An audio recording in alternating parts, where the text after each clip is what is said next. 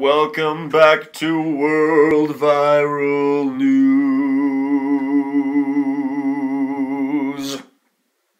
Sometimes a cry for help comes in a unique form. And in the spirit of saying that, it's time to check out our interview with Matt Need. Now, this guy can stay focused like nobody else that I've known. We went off on tangent after tangent, and he'd come back and finish basically his thought. And this is basically more than you ever wanted to know about Matt Need. But he's turned out to be a great friend, so I'm sure you're going to enjoy it. I had a good time. This is my very first interview for the show with Matt Need.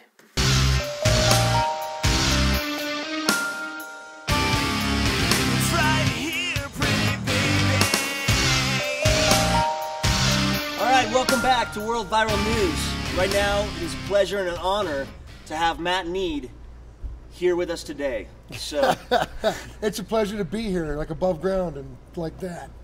All right, well, okay, this is our first episode, so we are blessed to have you on. I'm happy to be here, man. Happy to do it. Cool. We got a cool thing going, and we're happy to have someone with a career like yours. I would call it, it's not really a career, it's a slow train wreck. Well, you've been doing stand-up comedy for 22 years? Off and on, yeah. I grew up in Indianapolis, Indiana. My family's all medical. My dad's a doctor, my uncle's a doctor, Your brother's my grandfather's a doctor, cousin's a doctor. All I've ever known is I don't want to be a doctor. Right. Because nobody ever comes to see you when they feel well. Went out one night and saw this improv show called The Herald. 8 guys took one idea from the audience and did a 45-minute show based on that idea. Never left the stage, never talked to each other, just went boom. And it blew my mind. And this little bitty woman came out and said, we teach this. And so that's where I kind of got started. And now you teach it. Now I teach improv here in Denver. And it is tough to think about that was like 24 years ago at this point. Right. But I've been really fortunate all the way around. It's the if you build it, they will come sort of a situation.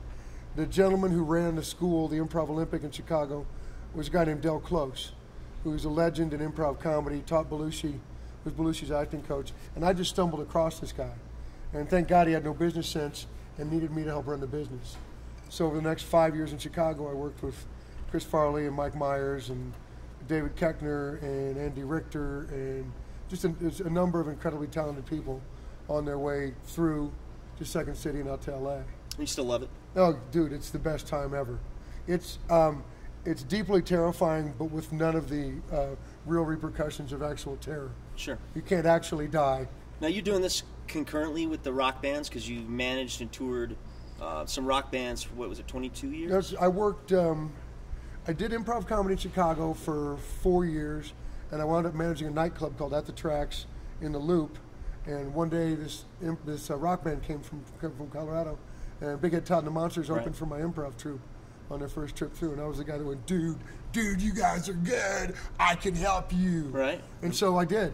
And over the next 2 or 3 years, I started booking them through the Midwest, and I moved here in '89, so 20 years ago, and was their manager, booking agent, record label, tour manager, tour accountant, whatever. I did everything that didn't require instruments because I suck at that part. I went on then.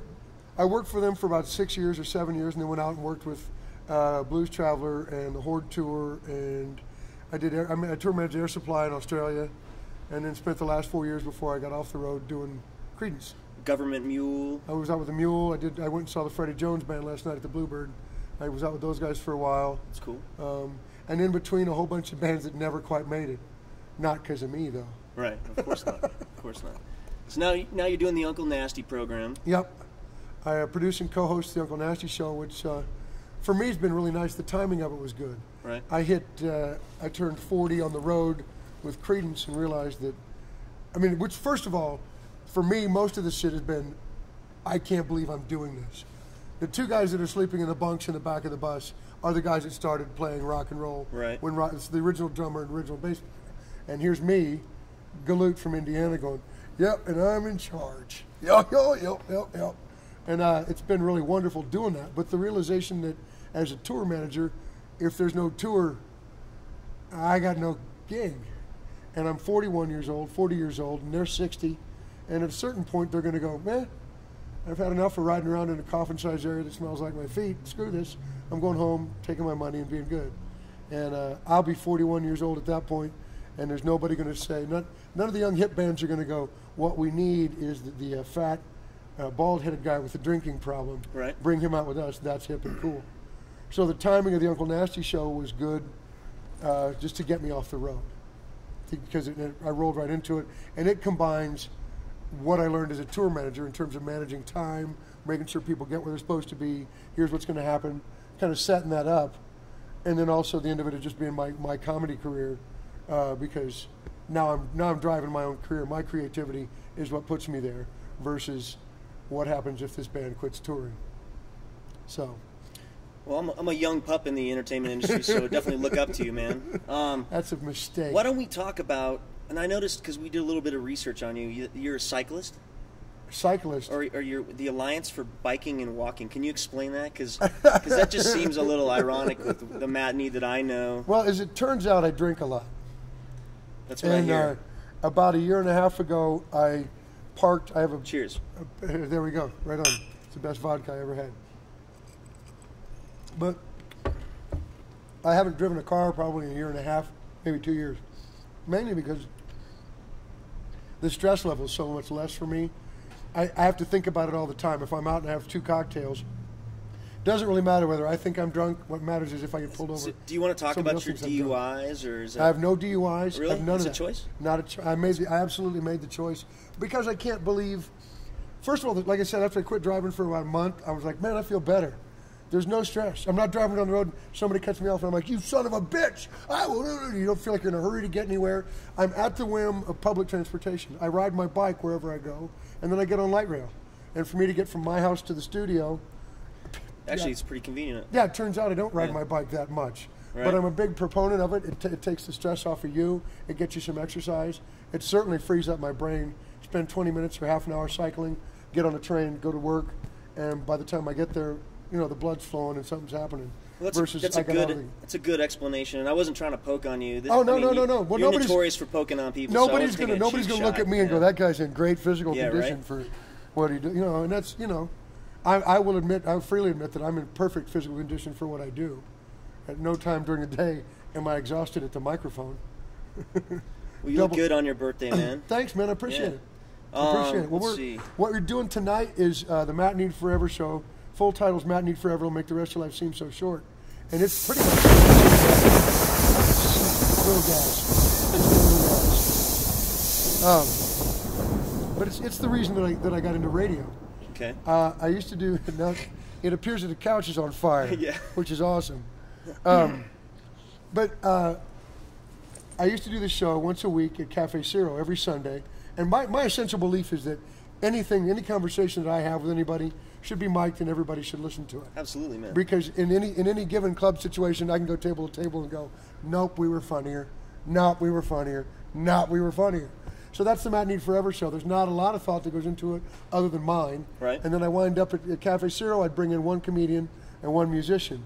And I never let the comedian do his own stand-up, and I never let the musician play his own music. We'd do a 70s tune together, and then I'd talk to the comedian, and the 3 of us would sit. And the audience is included. It's not a stand-up attack on the guy in the front row for what he's wearing. Right. I genuinely want some input from the people that are out there. I genuinely try and bring people up and do it. Well, in doing that, I can tell a story, and I have a lot of them from all the years on the road. And one day, Uncle Nasty's producer came in and saw me, and she said, you should come on the Uncle Nasty show. So I started, while I was still on the road, I would come in with Uncle Nasty and tell a story or two, and then I'd go back on the road. Then I'd come in and tell a story or two, and at some point, one of the higher-ups at Cleartail heard it and said, you guys should try to do this full-time. And that's been 6 or 7 years ago. Right. And full-time now for 4 years off the road. And it's the kind of thing to me that, again, I've said before, the first improv troupe I work with is run by a guy who's famous in the improv business, a guy who's a legend. The first band I work for is Big Ed Todd and the Monsters that leads me all this other stuff. And then I joined the Uncle Nasty show, which was, it wasn't like, oh my God, we need somebody to save us. The ship is sinking. I joined a successful show. I'd like to think I made it more successful, and I'll claim I did, whether I did or I didn't. Well, I definitely agree with you, man. I've been tuning in for a while, and it's a great show. It's a great station, and you bring a lot to it, man. I appreciate it.